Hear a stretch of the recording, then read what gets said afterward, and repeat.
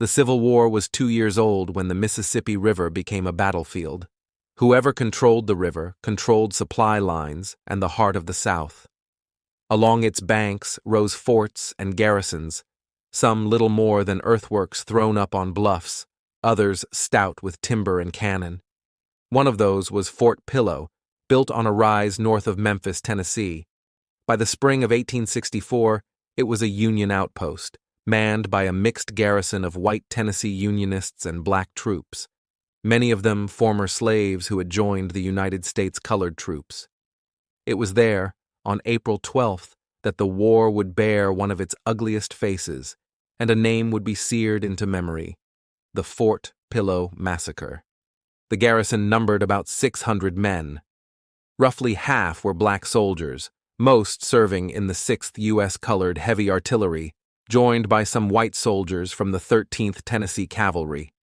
A few civilians were present as well, women, children, and traders who lived within the walls for safety. The fort itself was not especially strong.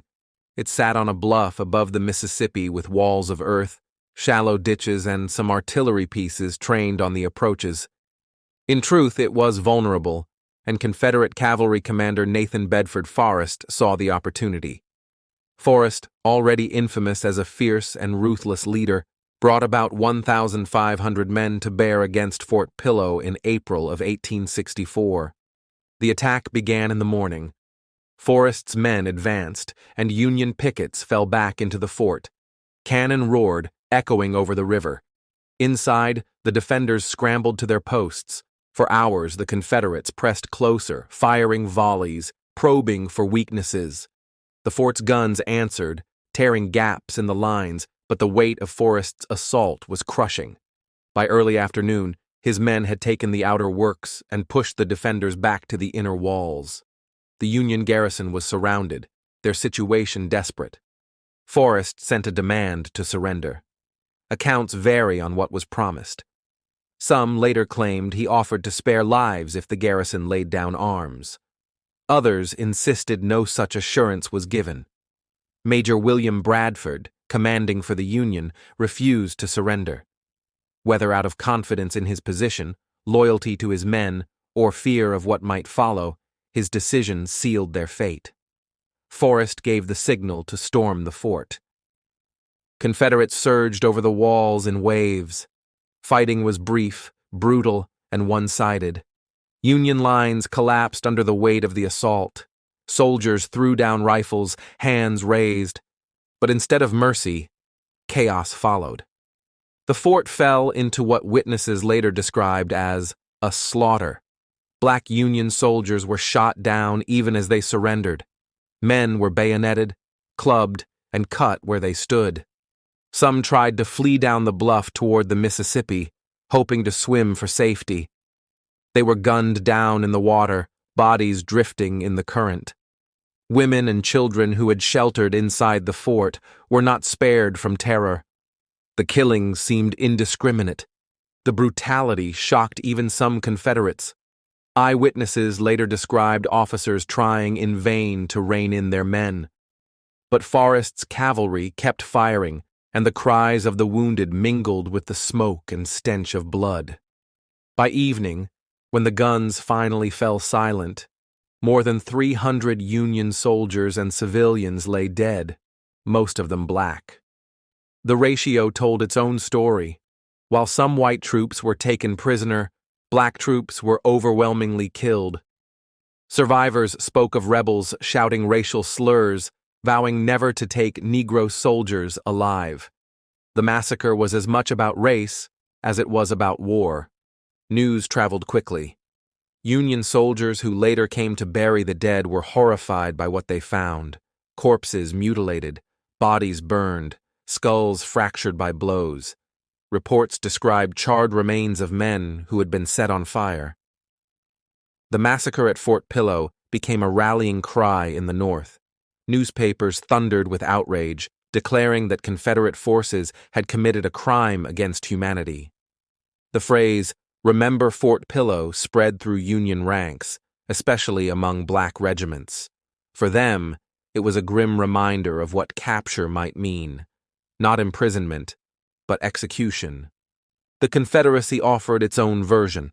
Southern papers insisted the reports were exaggerated, that the garrison had resisted to the end, and that casualties were the natural result of battle.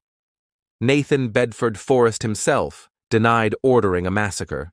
In his official report, he claimed his men had fought honorably and that Union losses were inflated by their commander's refusal to surrender earlier.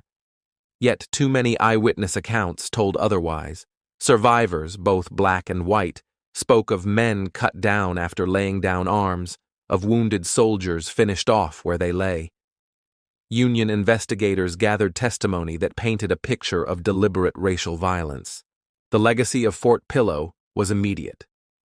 President Abraham Lincoln and Secretary of War Edwin Stanton launched inquiries. Members of Congress demanded accountability. Yet no Confederate was ever tried or punished for the killings. In the North, however, the incident fueled determination. Recruitment among black regiments swelled. Many black soldiers took up the cry, vowing vengeance if captured comrades were killed again. It hardened the war, stripping away illusions that it was fought by codes of honor. Fort Pillow showed that for some Confederates, the sight of black men in Union blue was intolerable, and mercy would not be given. For the men who survived, the memory was searing.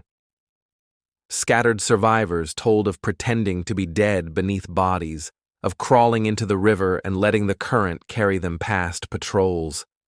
Families of those killed were left with little but the story that their sons and fathers had died not just in battle, but in massacre. In the South, Forrest's reputation grew darker. He was hailed by some as a victorious commander, but to others he embodied the cruelty that underpinned the war itself. In later years, his name would be tied to even deeper infamy as a founder of the Ku Klux Klan. His role at Fort Pillow, a stain that never faded. The fort itself decayed over time, its earthworks softened by rain and years. Today it is preserved as a historic site in Tennessee. Visitors walk the same bluff where men once fled into the river, where cries of surrender went unanswered. The story is told not as a simple battle, but as a moment when the Civil War exposed its rawest truth, that it was not only about secession or states' rights, but about slavery, race, and whether black men could ever be accepted as equals, even in uniform. The massacre at Fort Pillow remains one of the darkest chapters of the war. It was not the largest battle, nor the bloodiest in sheer numbers, but its meaning cut deeper. It showed that for all the talk of honor and soldierly conduct, the war could sink into atrocity when hatred ruled, and it left a legacy of both grief and resolve, shaping how the Union fought the rest of the conflict, and how history would remember Nathan Bedford Forrest and the men under his command. Thank you for listening to Deserted Trails. Subscribe for more forgotten stories from the old frontier.